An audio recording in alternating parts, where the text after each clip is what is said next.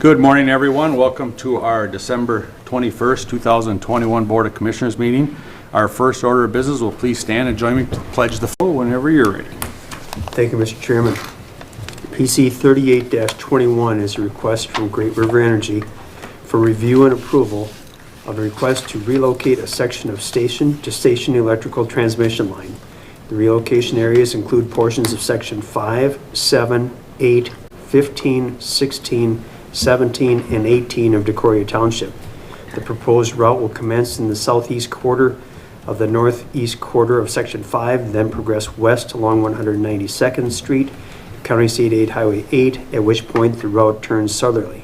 After crossing the Le Sueur River, the route continues south and southeast along County State 8 Highway 8 to the southeast quarter of the southeast quarter of section 17. At this point, the route continues east along County State 8 Highway 8, crossing the Minnesota State Highway 22, and continuing along County Road 177 to a point where it ends at the southeast corner of the southeast quarter of the southwest quarter of section 15 Decoria Township, at which point it connects to an existing line. The route includes areas zoned agricultural and conservation, and a crossing that is in the Shoreland Overlay District of the Le Sueur River. Staff presented the report. The applicants were represented. The representative stated the project is needed due to the age of the existing line, which was constructed in the 1940s. The existing line has access and erosion issues. To better serve Benko Electric and their customers, the reroute is needed. With the current route, if a line goes down, the area will be without power until it is repaired. With the proposed route, the power can be fed from the opposite direction. He also stated that Great River Energy had conducted a public outreach campaign. Two public citizens addressed the Planning Commission with the following concerns. 1. The safety of the proposed route, changing to County State 8 Highway 90 and then turning south at County State 8 Highway 8 would be a safer route. 2. Impact on property values. 3. Erosion issues involving the ravine crossing along Township Road 192nd Street. 4. Health concerns of the high voltage power lines. 5. Damage to trees from cutting below the lines. 6. Removal of the existing line and the bluff erosion issues with that line. 7. Potential riverbank failure near a pole associated with the underground gas pipeline. Concern was expressed that it may contain asbestos coated, or may be asbestos coated, and that it may fall into the river with continued riverbank failure. It should be noted that this concern is not associated with the Great River Energy proposal. The chair asked the Planning Commission members for comments. The members expressed the following comments. 1. Proper erosion control is needed. 2. The older existing line needs to be replaced. 3. A reliable source of power is needed. And 4. Construction methods used today are better than when the original line was installed. The chair asked the applicants how they will address the erosion concerns. The applicants stated they will try to limit tree trimming and keep lower vegetation in place. The area of the existing line that will be removed has some unique plants. The work in that area will likely be done during the winter. In addition, due to the height of the poles along 192nd Street at the ravine crossing, it may be possible that some of the trees will remain in place. The Planning Commission directed staff to work with the applicants to address erosion control issues. Following the discussion, the Planning Commission forwarded a recommendation of approval of the request to the County Board based on the findings and conditions prepared by staff. On December 8th, 2021, a neighboring resident contacted Planning and Zoning staff to discuss his concerns regarding this section of line replacement along West Terrace View and the proposed reroute. The resident proposed that using an alternate route from Pole Road westward along County State 8 Highway 90 to County State 8 Highway 8, then proceeding south. The resident expressed the following questions and concerns. 1. Safety of the new construction crew while replacing the north line along West Terrace View with a nearby charged line. 2. Cost savings of starting at the south end substation and route the new line and poles all the way up to Highway 90, then 1 mile east on 90. The only time without power would be to make the connection across 90 to Pole Road. 3, would there not be a cost savings by bringing power up from the south if the line is de-energized during the replacement? 4, County State Highway 90 route would be easier to construct since the construction is not around the existing system and would be a safer route since there are no nearby dwellings.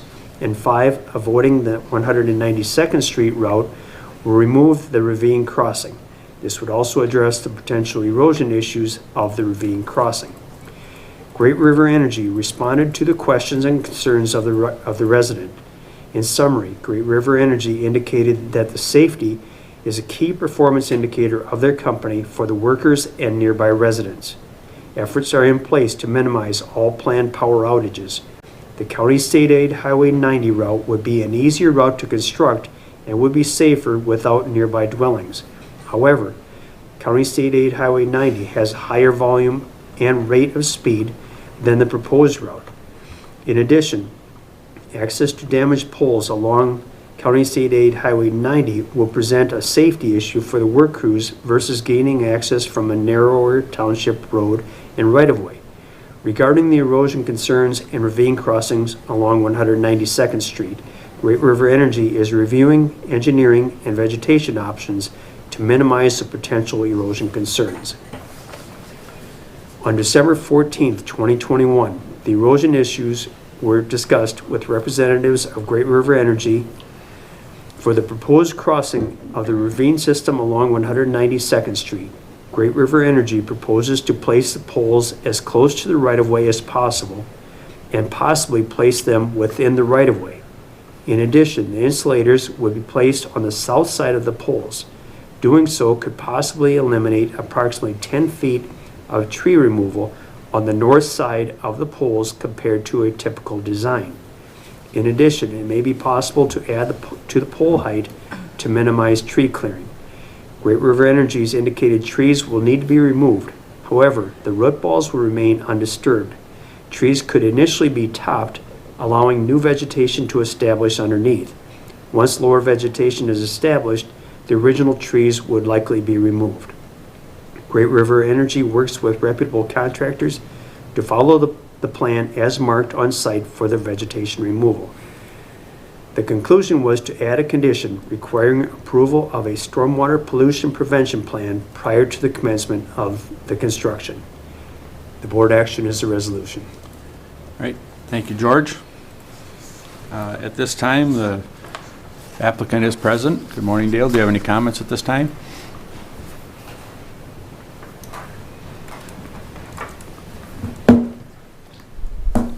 Good morning, Mr. Chair, Commissioners. My name is Dale Elke. I'm a senior field representative for Great River Energy. I appreciate the report given by staff this morning. I guess the only quick clarification I would like to reference other on the report there would be the comment made that 90 would be an easier route to construct and safer without nearby dwellings. Yes, there are no dwellings along Highway 90, but the access to get in and out of the Highway 90, depending upon conditions, would actually not be a safer construction route. Where we're coming across on Westview Terrace, where it was referenced, it has lower, shallower ditches for vehicles, for the larger construction vehicles to get in and out of that area.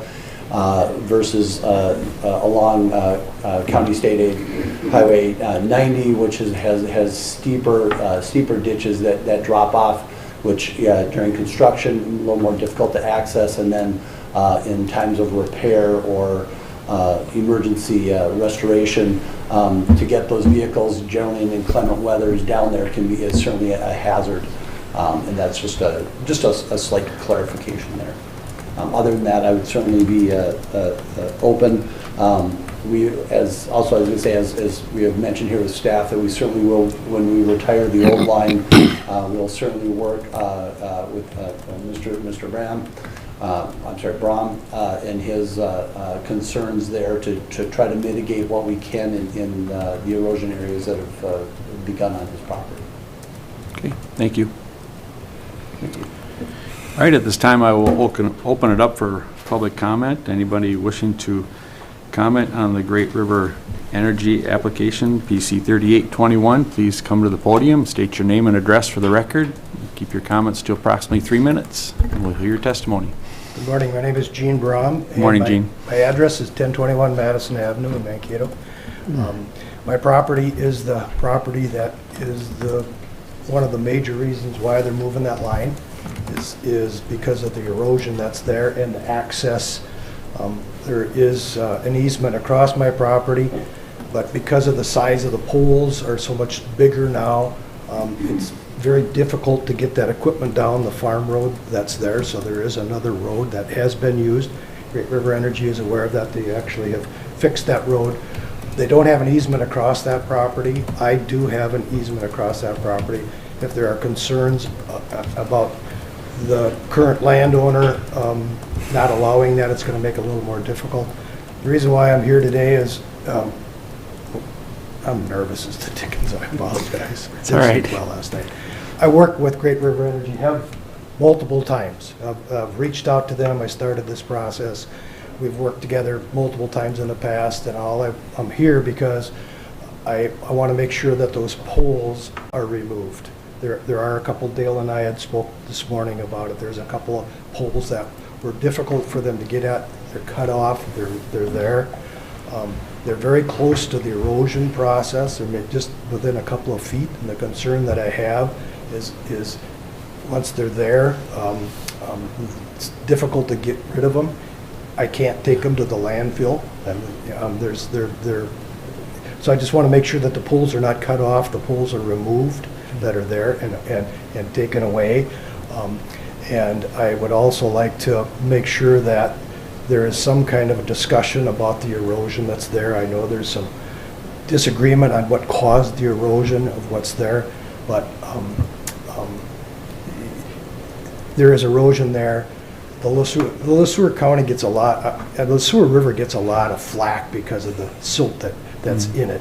And as a property owner, I take pride in that. And I just ask that you will pass this. It's a great idea to do, that you just make sure that there's some kind of a way that we can work together. It doesn't have to affect the county's budget, doesn't have to affect the county staff. If just the fact that the two of us, the landowner and the co-op, can work together and come up with a solution. There is one line in there that said, that I don't believe that you're going to stop the erosion. I truly don't believe, and I don't. So with that being said, I think there's all kinds of plans that are available to at least limit the erosion that's going to eventually go into the river. So those are my comments. Thank you, Gene. Thank you very much. Anyone else wishing to comment on PC 3821? Please come to the podium, state your name and address for the record. And last time, anyone wishing to comment on PC 3821 for Great River Energy, please come to the podium, or if you're online, please unmute your phone or computer, and we will hear your testimony.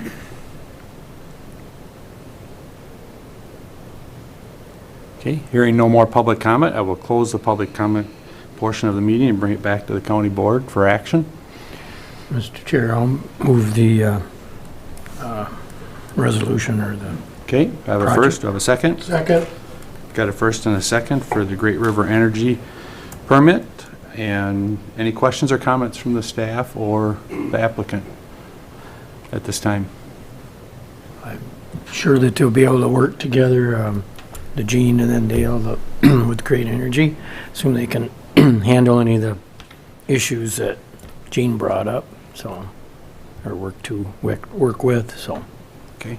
I'm Thank happy you, Mark. and satisfied. We will, we had a lot of discussion about this at the planning and zoning meeting, and Dale was there, Gene was there, and there's some other constituencies there. And we really struggled with trying to find a way to add a condition to make that happen. But after a lot of discussion, I think it was just agreed upon that we would just keep this dialogue going between Dale and the landowners.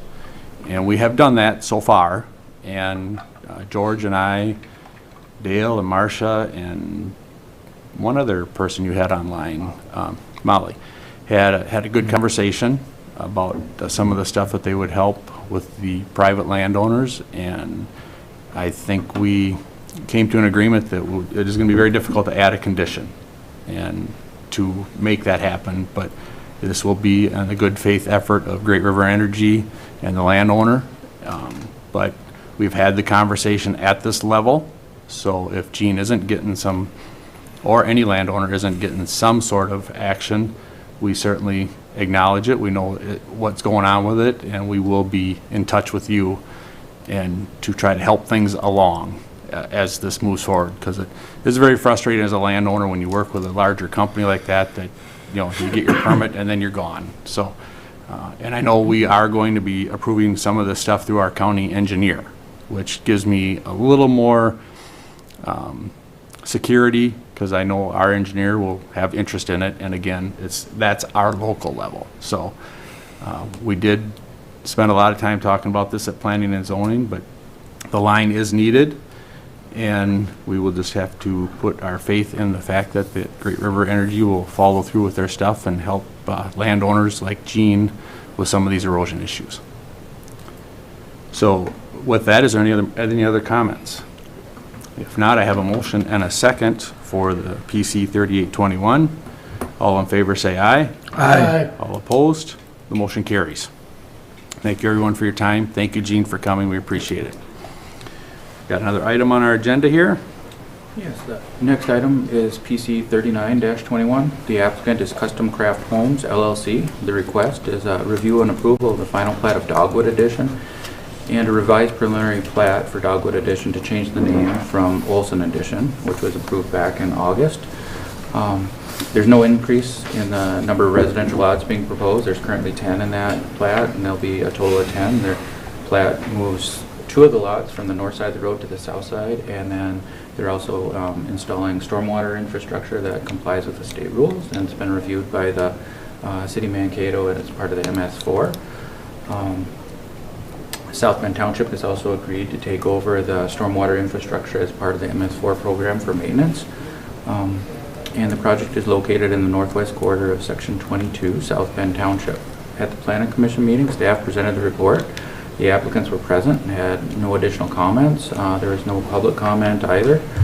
The chair asked the Planning Commission for comments from the Planning Commission, and members indicated no concerns with the proposal. And following a brief discussion, the Planning Commission voted to forward a recommendation for approval to the county board with the findings and conditions prepared by staff in the staff report. The board action is a resolution. All right, thank you, Scott. At this time, the applicant is not present. Don't think they're on the phone. Okay. Anyone wishing to comment on PC 3921 Custom Craft Home LLC, please come to the podium, state your name and address for the record. If you're calling in on the phone or via computer, please unmute your phone and we will hear your testimony at this time. Anyone wishing to comment on PC 3921? Anyone wishing to comment on PC 3921 Custom Craft Home LLC? Seeing no public comment, I will close the public portion of the meeting and bring it back to the county board for action. Move to approve. I got a first, do I have a second? Second. Got a first and a second for PC 3921. Any questions or comments from the board? The only thing is, to get this straight, the city of Mankato was involved with this. Are they providing water and sewer, or what's? No, they're not providing water and sewer. This will be served by private wells and a septic system. The City of Mankato, as part of the regional MS4, reviewed the stormwater plan, and they have a contract with South Bend Township to review plans and perform inspections on maintenance of stormwater. So South Bend Township reached out to Mankato. So that's the only reason they were involved? Correct. Mm-hmm. All right, that's all I... Yeah, and the addition to this was adding the property will be controlled, or the water will be controlled by South Bend Township, and that Sure. before it was going to be controlled by the landowners, and that always is more problematic. So the Planning Commission was pretty confident that this is the best way to go. So any other questions or comments? Hearing none, I have a motion and a second for Custom Craft Home LLC, PC 3921. All in favor say aye. Aye. All opposed? The motion carries.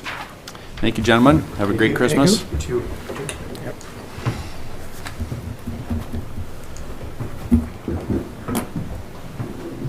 All right, our next item on the agenda is a ditch 33 petition for improvement.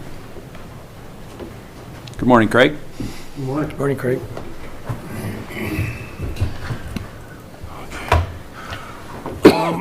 A petition for improvement was received by Property and Environmental Resources staff on December 6, 2021 for Blue Earth County Judicial Ditch 33. Attorney Kurt Dieter of Rinke Noonan reviewed the petition and found it to be adequate. Judicial Ditch 33 resides in section 22, 23, 26, and 27 of McPherson Township, Blue Earth County, Minnesota. Judicial Ditch 33 is a public drainage system with approximately a watershed of 896 acres established in 1918. We're here before the Drainage Authority requesting the approval of findings and orders, accepting the petition, and appointing engineer Chuck J. Brandel of I&S Group to prepare a preliminary survey report for the Drainage Authority in accordance with Minnesota Statute 103E. All right, thank you, Craig. Do I have a motion to appoint Chuck as the So moved. engineer? Second. Got a first and a second. Any discussion, questions, or comments? Pretty straightforward. Process is just getting rolling. Hearing no questions, all in favor of the petition, say aye. Aye. All opposed, the motion carries. Thank you. Thank you, Craig. Have a good Christmas. Human Services, Mr. Phil Clausen, good morning. Good morning, everybody. Morning, Phil. Morning, Craig.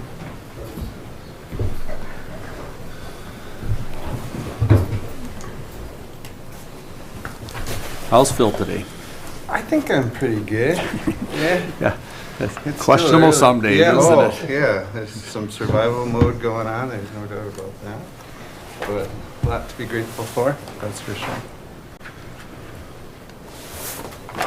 Well, Mr. Chair, Commissioners, I have a number of action items, which is usually the case at the end of the year. And so I will try to move through those quickly, and if there's any information you all would like from me, please either stop me or I'm willing to go into as much detail as you desire.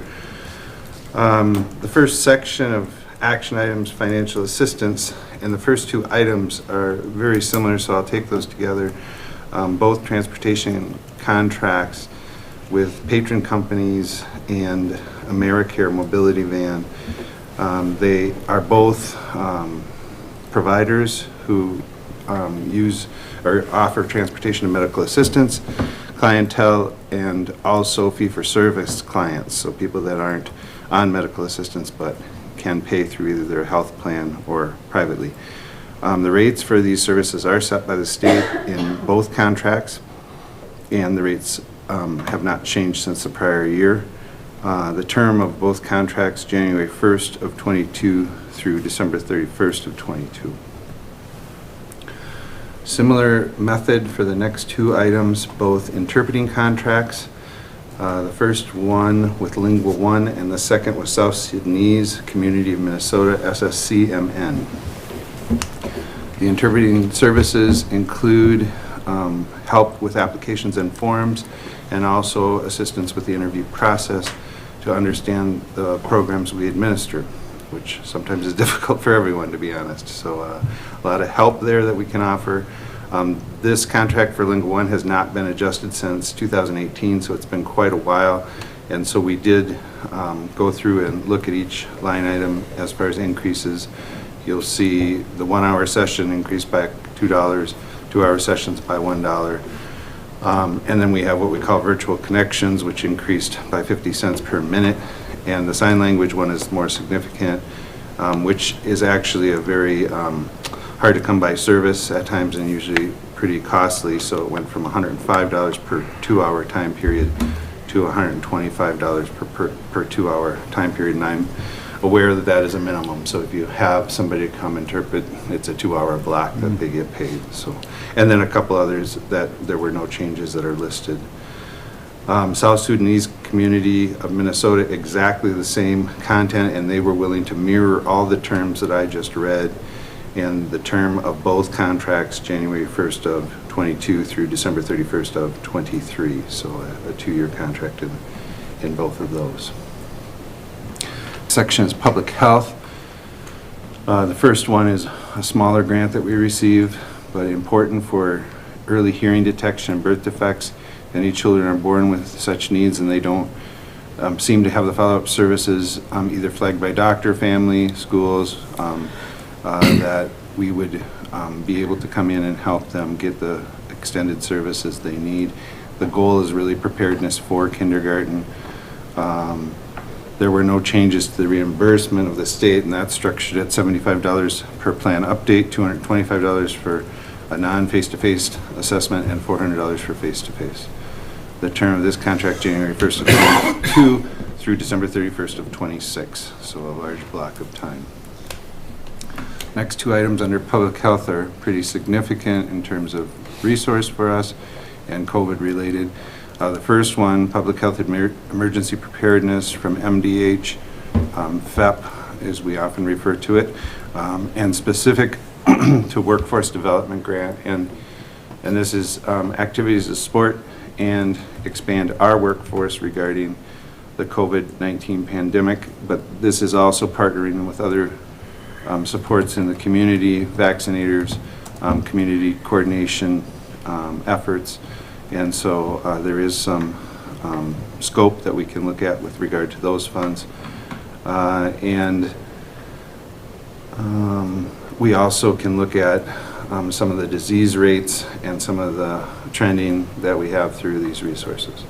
The amount of the grant, $158,400 term, November 15, 21 through June 30th of 23. And then also significantly for COVID, the next item, MDH, Public Health Emergency Preparedness again, but this one entitled COVID-19 Grant.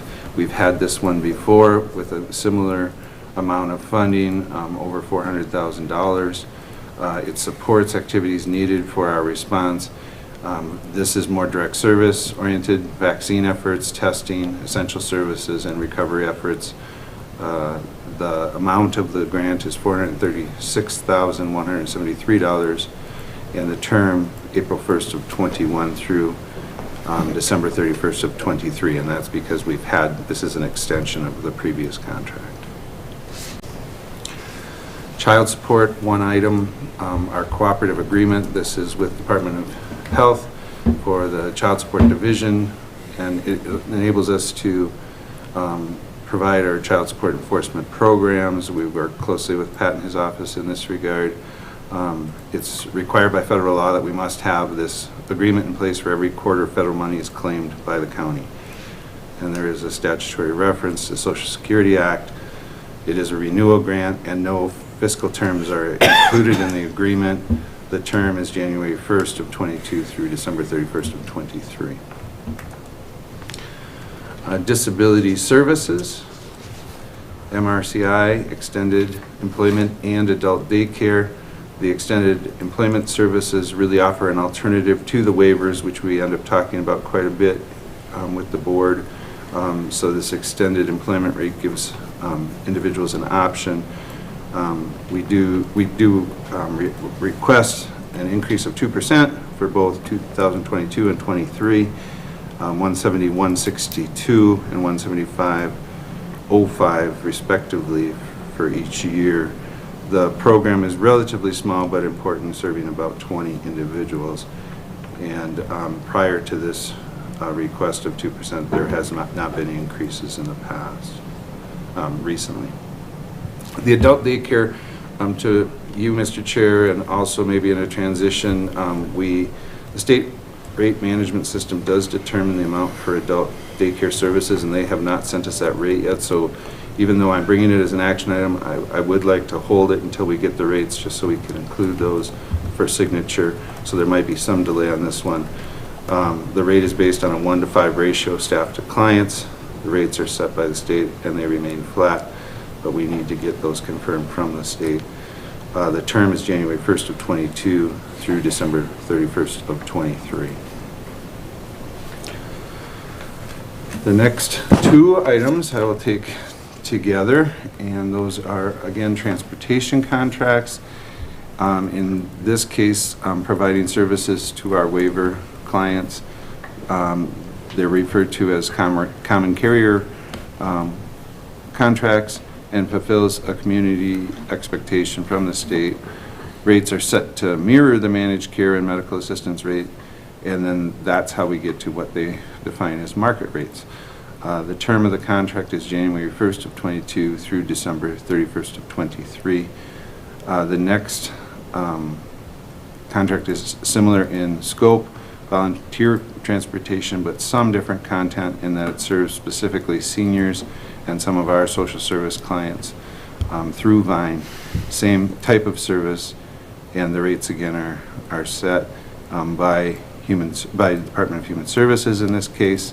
It's been flat for many years, and it is at 16.1 cents per mile, not to exceed $57,024 annually. The term January 1st of 22 through December 31st of 23. Okay, rolling along. I keep looking, turning pages. There's a lot. These next 6, though, I will try to take together unless the board again has any specific questions. They're all very similar. I'll read the providers to make sure that we are, of course, looking at each of our providers individually.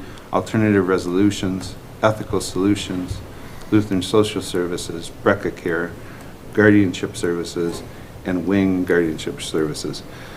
Each of them, if you look through the content, there are some variance in the rates, so that's important for the board to see, but they are for guardianship and conservatorship services, which is our statutory responsibility. It really is a protection service to eligible vulnerable adults, so when we have those, they're offered either guardianship or conservatorship, depending on the presenting needs. And then you'll see the rates are consistent in each of these contracts, 2% for both 2022 and 2023. The terms are also mirrored off of each other, January 1st of 22 through December 31st of 23. So that's true for the next 6 items. If the board would have any questions, you'll see some slight variance in rates, but they hold together fairly well. See, they're all 2%. Right, correct. The next section is South Central Community-Based Initiative. This is our Joint Powers Board that oversees our adult mental health initiative. This agreement is specific to those adult mental health dollars, and they provide, in the middle of the narrative, mental health case management services, psychotherapy, social and rec supports, including our clubhouse in Blue Earth County. Also providing funding for our mental health center for psychiatric medication management, which we all know is critical service, and we serve the 10-county region in that regard. 3 main categories in this large contract: staffing, clubhouse, and psychiatry. The staffing and clubhouse have remained flat at $938,744 for the staffing and $20,000 for clubhouse supports. Psychiatric medication management has increased slightly at $535, totaling $557.69 for this year's allocation. The term January of 22 through December 31st of 22. Children and Family Services, 1 item, Greater Minnesota Family Services, Family Group Decision Making. This is a really important service that we have had and has evolved over time, where we include families in the planning process, and that includes relative searches for extended family who might be able to help children in need within their own family. We are obviously trying to follow the statutory requirements regarding permanency. We have a time frame where we need to have a child in a stable environment, and the courts provide us the accountability in that regard.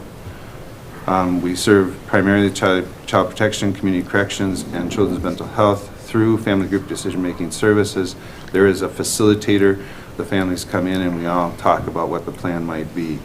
And so we found this to be a very important, critical way to approach some of our work in that regard. There has been some structure change in this contract. Prior, there were like kind of flat fees, and there were partner counties that were involved. It was more complicated.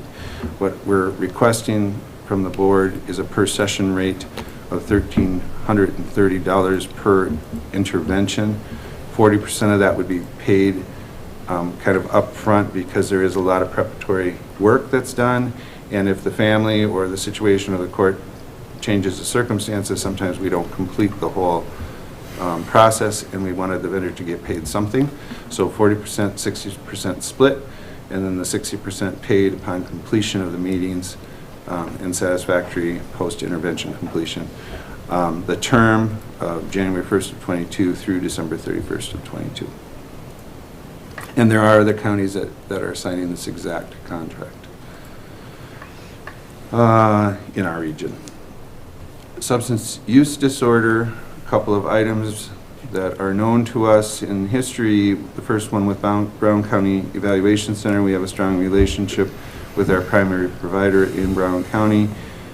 We obviously have a statutory mandate to serve people detained by law enforcement within our jurisdiction and need detoxification services. So this is that unique detox issue where regardless of where they're from, we pay. And that's true in other counties as well. The vendor, Brown County Evaluation Center, offers us priority bed space and a rate reduction for being a partner county. Our per diem rate will increase just slightly by $4 from 21 to 22, less than 1%, and the term January of 22 through December 31st of 22. And a complimentary contract from Mankato Department of Public Safety, providing transportation to detox when that is necessary for people within the city of Mankato. We've had this contract in place for many years. It is a renewal.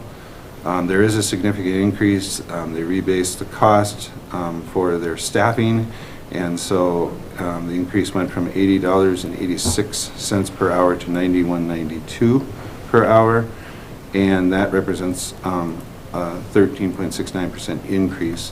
Mileage is also part of the contract, and at this point it's 56 cents a mile based on the IRS rate. The term January 1st of 22 through December 31st of 22. Light at the end of the tunnel. Administration. This one is important for the commissioners just to look at. There's an attachment in this regard looking at our advisory committee and task force appointments, which is obviously very important to us. The people volunteering are certainly appreciated.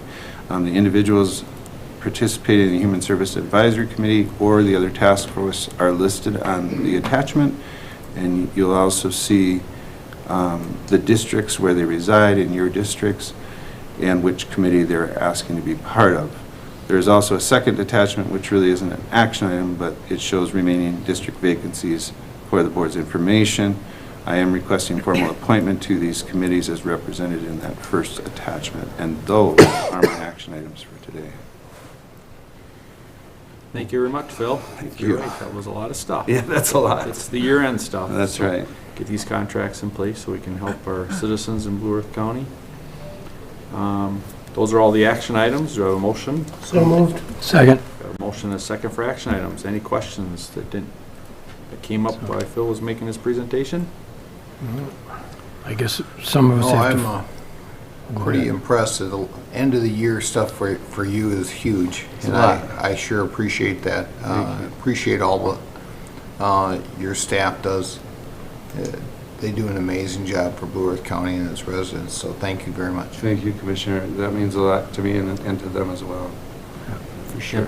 And we know it's very sincere from you all, we really do, because we've been tested on thin ice for quite a while here, so we appreciate the support. We really do feel it. All right, there's no other comments. I have a motion and a second for the action items. All in favor, say aye. Aye. All opposed? The motion carries. Thank you, Got some Mr. informational Chair. items for us Yes, this we morning. do. So, Mr. Chair. Perfect. Commissioners, just a couple of information items. I knew my action items were kind of long-winded, so these are hopefully going to be fairly short, but any discussion you'd desire, I'm all for that. The first one is just the Yellow Line Project, just quick updates on that. I know the paper did a thing on our NAMI award, but I did want to bring it just to show you Very nice. in hard terms that we got the NAMI award. nice to be aligned with the advocates. You know, it's hard to sometimes always find perfect common ground, and usually that's because we don't have enough resources to fit every need, you know, under the sun all the time, and so there's cracks that form. But in this case, NAMI's been very supportive of us, as well as the board has with Yellow Line. So I appreciate that, and I just want to grant. Could you explain to the public what NAMI stands for? Absolutely. So it's National Alliance, I might have had to look that up, Commissioner, but National Alliance on Mental Illness is what NAMI stands for, and They do a lot for for mentally ill people across the state of Minnesota, and obviously nationally too. Right. But I think it's, when you have those acronyms, people say, what's Thank NAMI? you. Yes. And that makes a big difference in what this means and what Blue Earth County is doing for our citizens. I think it's huge. Thank you. I appreciate that, and yes, I'm one of those talk a blue streak type of people, so thank you for slowing that down. It's very important, our partnership with NAMI, who NAMI is, and finding common ground like this is really special. Well, you know, both me and you have a personal thing with NAMI. Absolutely. So I think that makes a big difference for us, so we understand it, but most people don't. That's right. And yeah, sometimes I get in the blur, Commissioner, and I have a hard time remembering that we need to slow down and make sure we're connecting dots. So I very much appreciate that, because it does mean a lot to us. So thank you very much. Also regarding Yellow Line, just some mentor sites. I know as the board gets around, both locally, statewide, and then nationally, we have had some contact, consistent contact with Cheyenne, Wyoming, just as a mentor site, talking about their project and our project, which, you know, they're always similar and different, is how I describe them, that everybody has unique nuance in how they do things, but it sharpens us too. It's beneficial to share our story, but boy, it's nice to hear what people are doing around the country as well. And then Itasca County, Minnesota.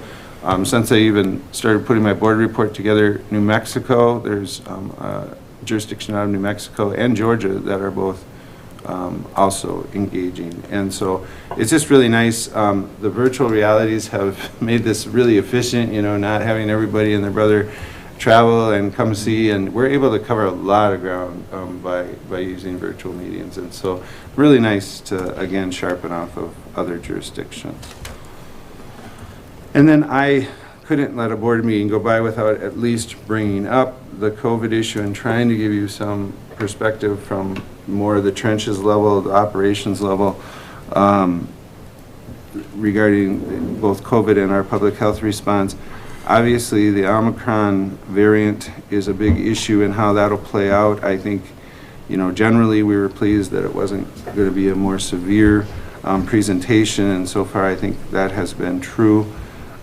We did do a booster clinic last week for first responders, and then Blue Earth County staff were also invited to get their booster through us if they desired. There are a lot of resources for boosters. I don't have this in my notes, but I know testing has been a little more difficult. And some of that, you know, obviously with some of the federal stuff out there about tested weekly, you know, keeping up with that volume and being able to do that logistically is actually quite difficult. So there's a concern about the testing part of this as we go forward. And let's see, I have talked to Bob a bunch of times about our staff for whatever reason, and it's really hard to trace things anymore with the schools, but we've just gotten pounded in with COVID and then other illnesses too. Mm-hmm. And you know, that becomes more personal when it's your own team and people are out of work and their families are affected. We've had some more severe situations of late. And so it's that whole thing of it becomes more real when it strikes you more personally, and our staff have certainly experienced some of that. Kelly did provide me some statistical information, and it does sound like, you know, I think it was month over month, but some of the trending is actually going the right way. So there's hope statistically, and that's when I've talked about this, it's like, I wish we had more facts because it feels like it's out of hand. But I don't know if, you know, you don't want to jump to any conclusions about what we're really facing. So if overall in Minnesota things are getting better, that would be a good thing. The hospital is being full still, that's a fact. So that's a piece that we'll also be able to measure as far as overall need and how it's surfacing. Essential service for us, wraparound services when somebody has a need. Usually these are people that either are homeless or not, stably housed, or in congregate settings, and they need wraparound services. They can't get food, they have COVID. We come in and try to provide them their daily needs and work either with a provider, if that's in place, or find them shelter and wrap supports around. Kelly said last week we had 5 of those, and as you can imagine, they're kind of 24/7 needs, so it's high need when we do have an essential service case pop up. So we spend a lot of our time in that area. Just looking to the future, ongoing training. You don't think about this stuff, but training for new healthcare staff as they come on, it's new to all of us. We've learned something along the way, and we want to try to capture that and make sure we use that for the future. So that's a priority. The workforce concerns, which I know you have all heard about at every level, continue to be there, especially for those more technical healthcare workers. But really across the board, it's very competitive at lower areas of practical service jobs as well. And then another priority for the future is just community networking and finding our communication efficiencies, our smart alignments, and more than anything, trying to say what are each of the partner agencies in town through our coalition really good at. And so like Open Door, rather than us doing some of the vaccination clinics, for an example, they seem to be more prepared for doing that. They have been doing that. Their funding is being cut, so we're thinking we'd like to try to support them to continue to be specialists in that area, and we help fund them or support them with staff rather than duplicate that or everybody do small fragments. So there's a lot of strategies around those things, and it is literally a daily basis where things shift again, and we kind of adjust. So Been here in our region, one of the counties had 2 or 3 of the staff that are going to resign because they're not going to get vaccinated, and so it could shut down one small site until we hire more staff, which we all know is a challenge to hire staff. Absolutely. So, and then this is just another layer for them to have to deal with. And then even with the testing, it'd be fine and dandy if everybody came in on Monday morning, Right. did the test and showed us the test, and 7 days later we do it again, but they're going to be coming in, and even only at 20 or 30 staff, that's going to be an accounting program that's not built yet, and trying to keep track of it. So when you start having staff that don't want to be vaccinated and are going to prove with a test, and if you start getting 30, Right. 40, 50 of them, you have to manage that also. And that just gets to be another challenge. that's And exactly what I meant, Commissioner. Yeah, that I think that you extrapolate that.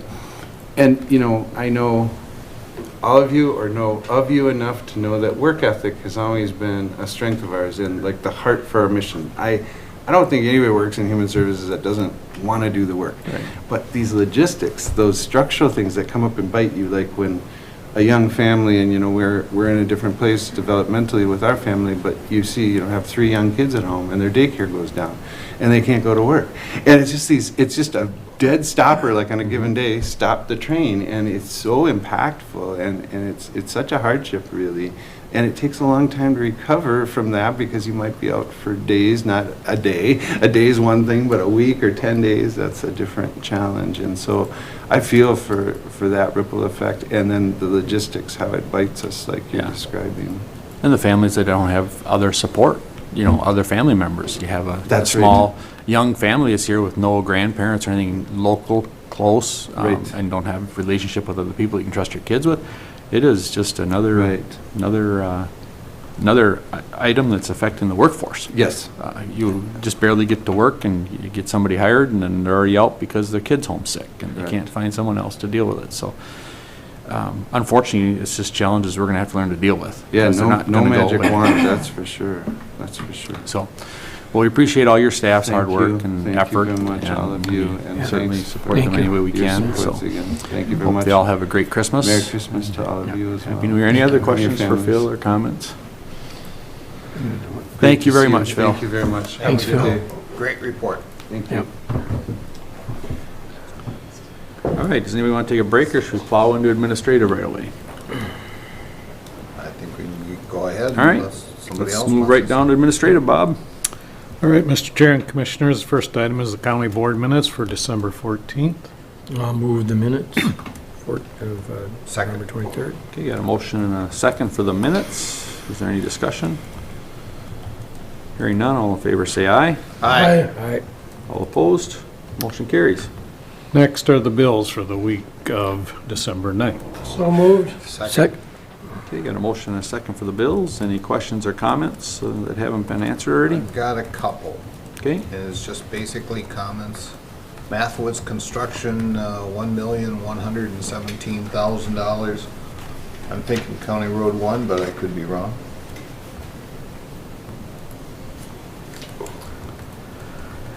It's mostly County Road 1. There is a little bit of County Road 27 as well. All right.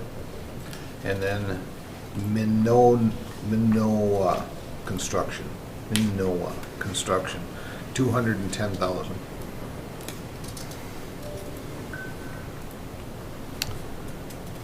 That is CASA 41. Okay. Costs a lot of money to keep the county running. Oh, and a portion of CASA 7 as well. All right. Thank you.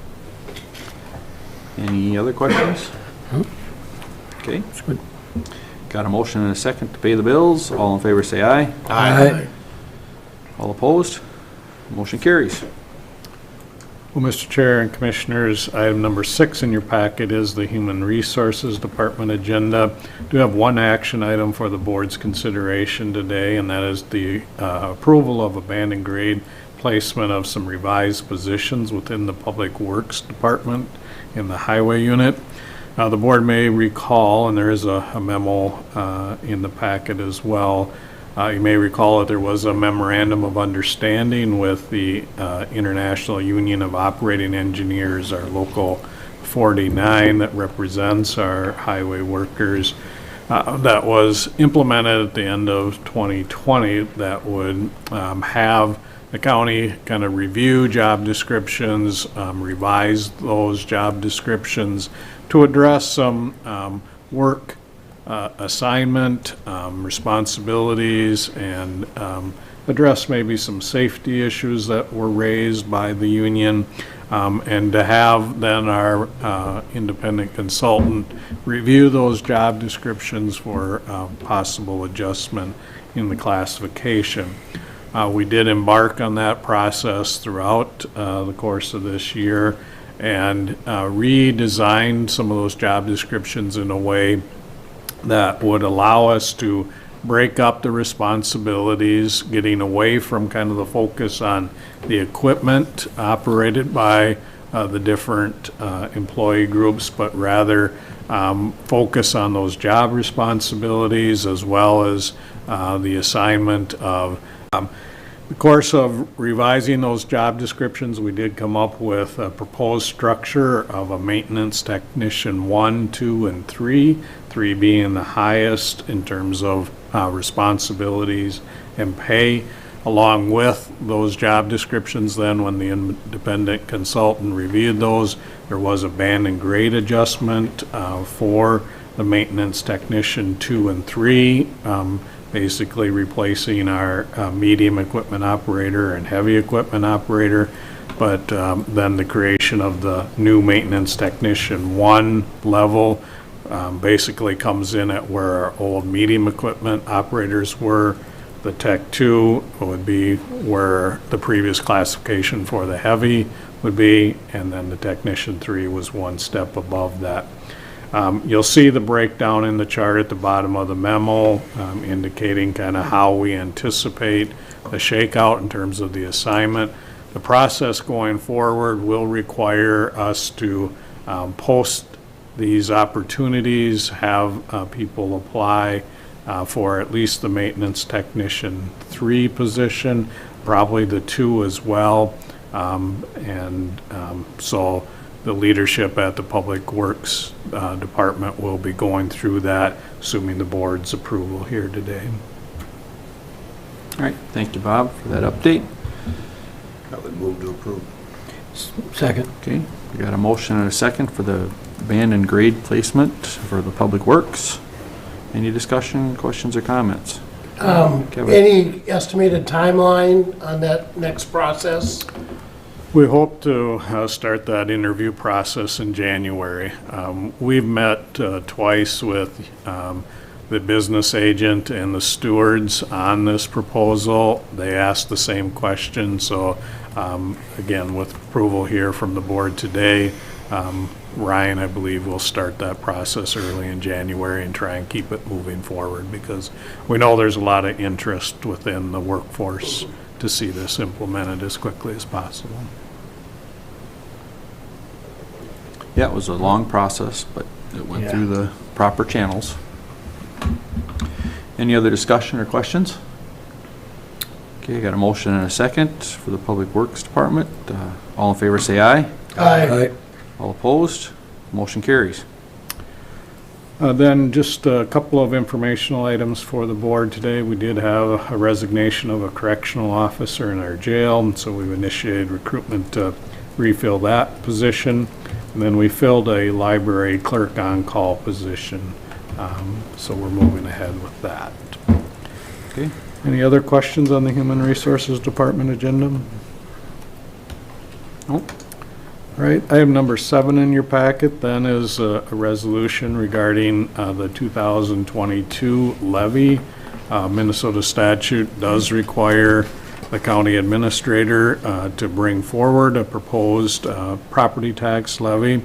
As you're aware, we began working on the budget in April of this year. We've had meetings with department heads in June, and then worked with the county board throughout the summer, resulting in a proposed levy of $40,546,394. This proposed levy is a 2.5% increase over the levy that was assessed last year. And so I recommend the 2022 property tax levy of $40,546,394 be certified to the Blue Earth County Finance Director. Got a motion? So moved. I'll second it. Got a motion and a second for the levy of $40,546,394. Any discussion? Only that this has been a very long process. People don't understand. We actually started working on this probably before summer starts, to get this point. So a lot of things go through the process, a lot of work sessions before we come to this area. So this is well thought out. Yep. Thank you, Yes. Commissioner. Very true. And we continually try to, make sure we obviously have the resources for all our areas that county government, that I think we do it in a reasonable and I don't know, I want to use the word frugal, but Efficient. efficient. The best Part of our value statement. for our money. Yep. Yep. All right, there's no other comments. I got a motion and a second for the levy. All in favor say aye. Aye. All opposed? The motion carries. Mr. Chair and Commissioners, item number 8 in the packet is the 2022 budget. Minnesota Statute 375A.06 does require the county administrator to prepare and submit an annual budget and long-range capital expenditure program to the county board. As mentioned previously, we've been working on this budget since April of this year, and it's been reviewed a number of times, both by staff and the county board. As such, I'm recommending approval of the resolution regarding the 2022 proposed budget, which projects expenditures at $105,783,455. I would move to approve. Do I have a second? Second. Okay, I got a motion and a second for the 22 budget. Questions, comments? It reflects our values, I guess, and what we're looking for. Already stated by Mhm. Bob that it was a long process. Yep. Along with the levy, so if there's no questions or comments, I got a motion and a second. All in favor say aye. Aye. All opposed? Motion carries for the budget. Item number 9 in your packet is a memo regarding salary adjustments. Our practice has generally been to approve a general wage adjustment for all non-union employees, supervisors, department heads, and elected officials that are the same as negotiated with our labor unions. We are still in the process of settling some of those labor agreements, but for 2022, staff are proposing a flat dollar increase of $1.50 per hour for all non-union employees. Also, I would point out that the proposed county commissioner salary for 2022 will be $42,765. I'm seeking board approval of these wage adjustments. Do we have a motion for the wage adjustments? Move to approve. Got it first, do I have a second? Second. Any discussion, questions, comments?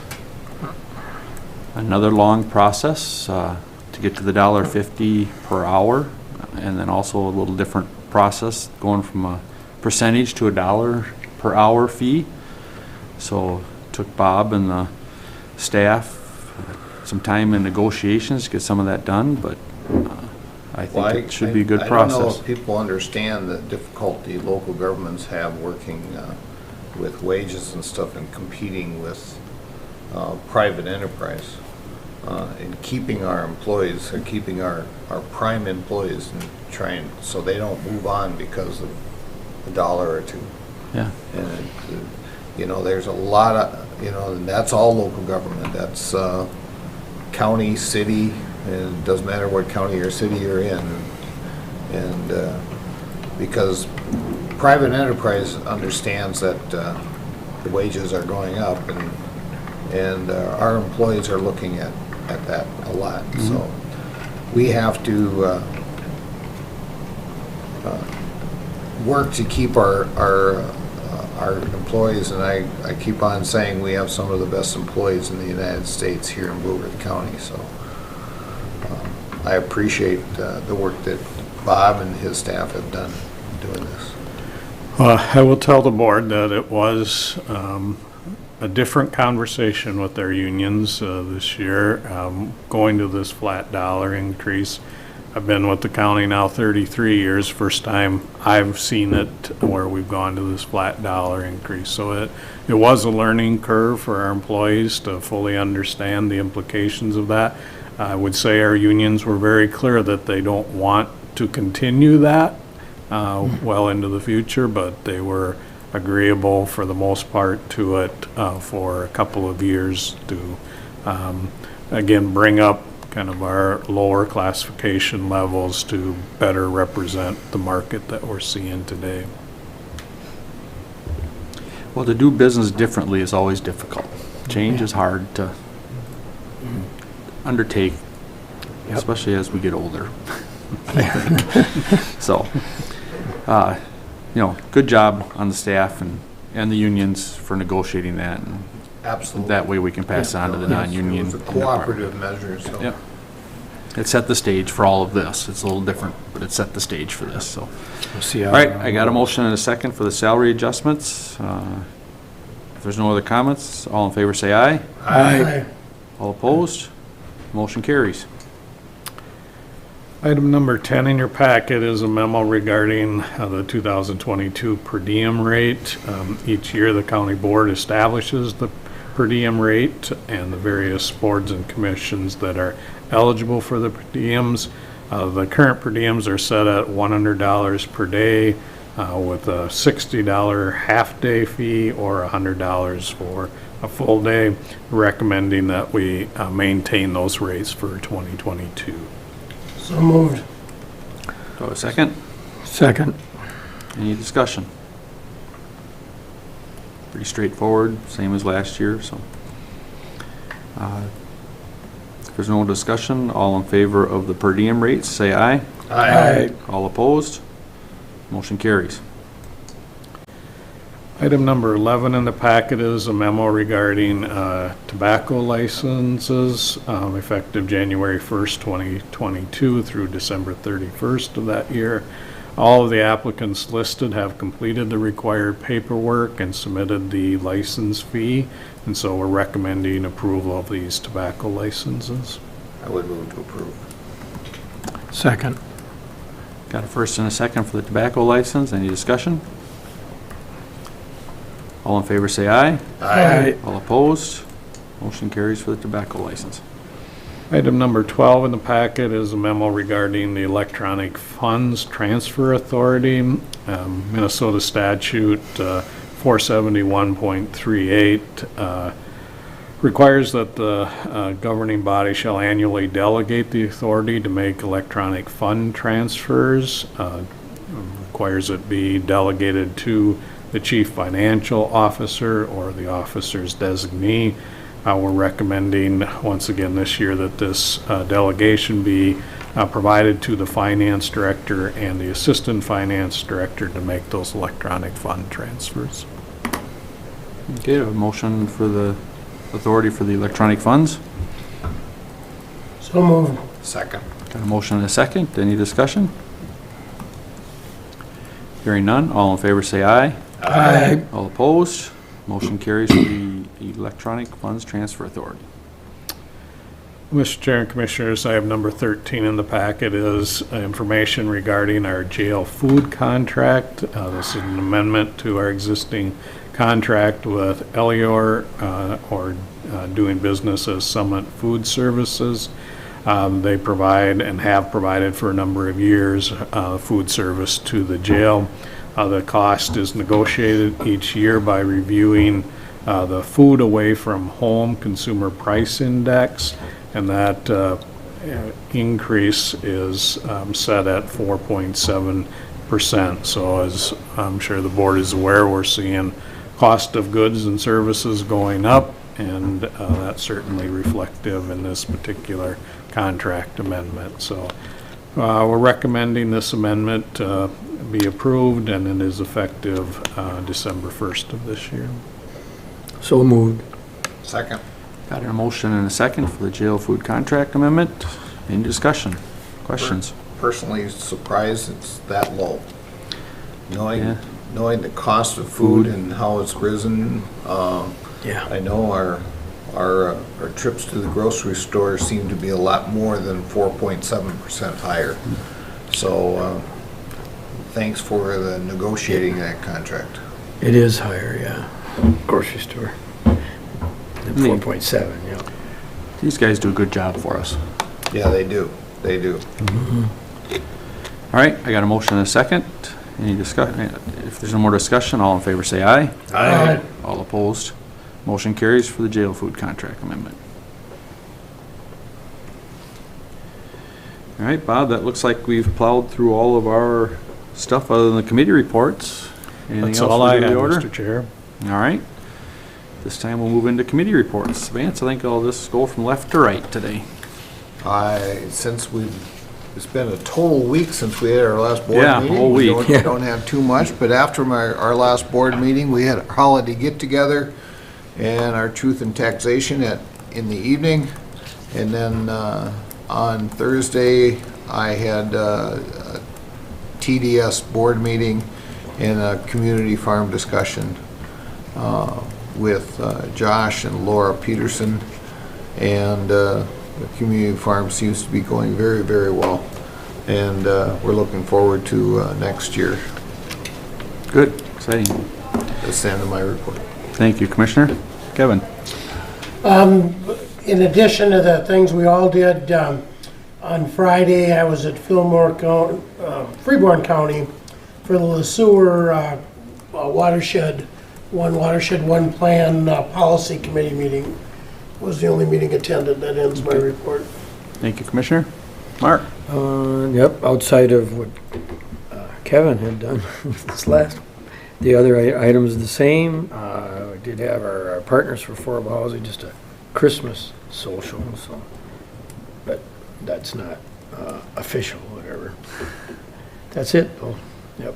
All right, thank you, Commissioner. And other than the few things that were already mentioned, I would just extend the budget hearing. Thank you to Bob for the presentation. That was a very good presentation.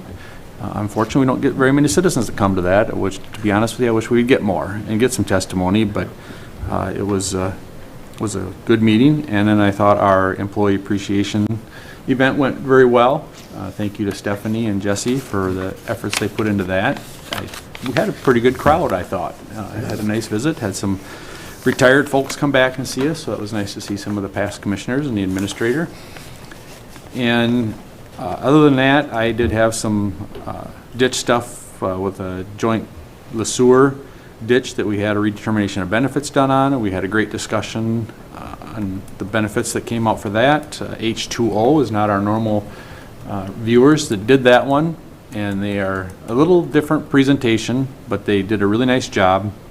And we had only 2 landowners there, and one had some serious concerns about he's on the other side of the lake, so the people from H2O were going to get together with him and look at that property. And then last night I had our MVAC meeting, which the highlight of that was the COVID stuff, and with the different department heads, and things are going good there other than that. So that brings me to my end of my report. So that is all of our business for this year. Next year we'll be honored to have a new chair, Mr. Mark People. And with that, everyone have a great Christmas and a Happy New Year, and I will look for a motion to recess to the Eagle's Nest at 11:15. So moved. Got a motion of a second? Second. All in favor say aye. Aye. All opposed? The motion carries. Thank you, everyone. Man, I tell you.